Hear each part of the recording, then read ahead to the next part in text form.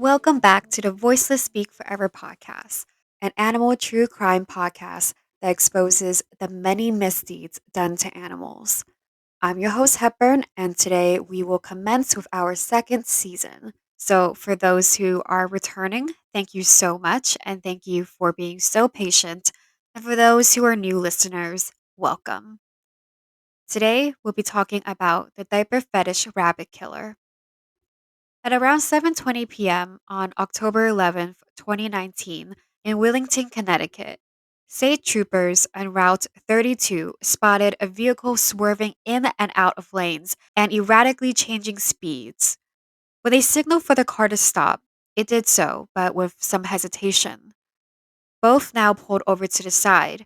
The state troopers walked over to the driver's side door. And even before the driver rolled down the window, the trooper could smell weed coming from the car. Inside sat a man with glasses, dry, bushy brown hair, and a beard. His eyes were bloodshot, and his pupils were dilated, and blood and white fur were all over him.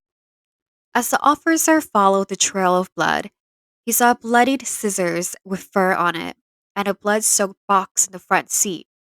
When he reached the source of all the blood, there laid a severely mutilated rabbit, dying on the floor at the back seat of the car. 20 to 30 minutes before the attack, the bunny was just living a bunny life, eating, sleeping, pooping, and being cute, until it was sold to its eventual murderer for $74 by All Pets Club, a pet store. Reports made by the sales associates who sold the bun to the murderer stated that he entered the pet store at around 6:50 p.m., demanding to use the bathroom. He was irate and annoyingly impatient. Despite being told that there was someone already in the bathroom, he banged angrily on the door anyway. He then left the store in a huff, before coming back in again a short time later. This time, he was demanding to buy a rabbit. And despite his disgusting demeanor, the employee and her coworker began helping him find a bunny. He eventually settled on a white, black, and brown rabbit. When they placed the bunny in the box, he aggressively picked up the box and left. And even though they saw that he was obviously not in a good state of mind, they still sold him the rabbit and let him leave the store with it.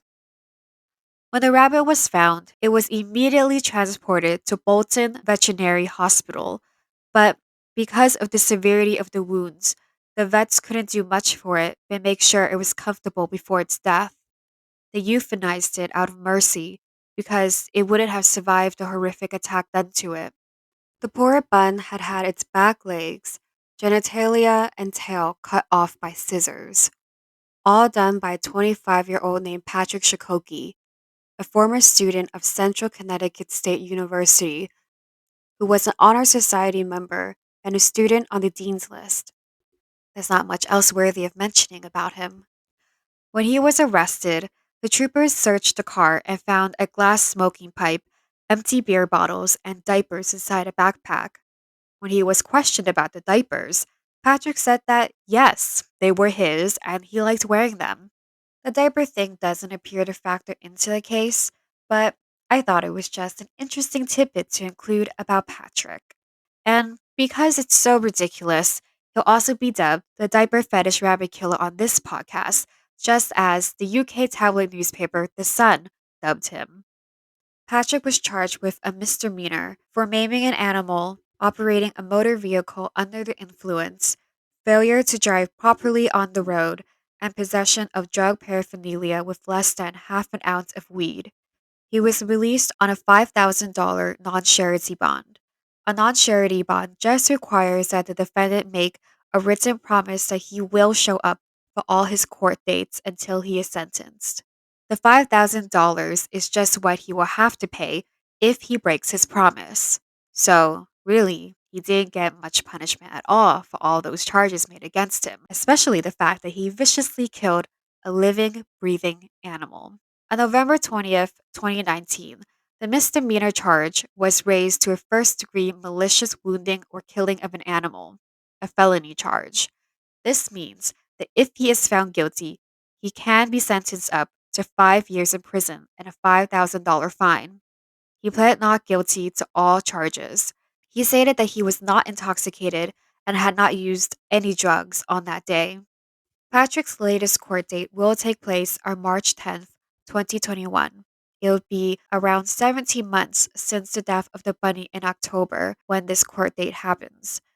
The most likely reason for such a long pause is due to the current pandemic. And another reason might be because animal abuse against small animals like rabbits aren't taken as seriously as larger animals like cats and dogs. While they are the third most popular pets in the United States, they're still viewed as livestock and thus aren't given the same respect as dogs and cats. So, that was the story of the bunny killed by the diaper fetish rabbit killer, Patryk Sochocki. You can check his status on the animal advocacy group Desmond's Army's website, a link I will include in the show notes. Let's hope Patryk will be punished soon and given the maximum for his cruelty. Thank you guys so much for listening and for tuning in to season 2. This season, we have a few cases that haven't gotten the media coverage they deserve, as well as more advocacy cases and other cases that have been in the news. Remember to like and review this podcast if you like it. Check out the Voiceless Speak Forever's Instagram page, the period VSF period official. And remember to spread the word of this podcast because crimes done to animals need to be known, so more can be done to protect them. Until next Wednesday, toodles!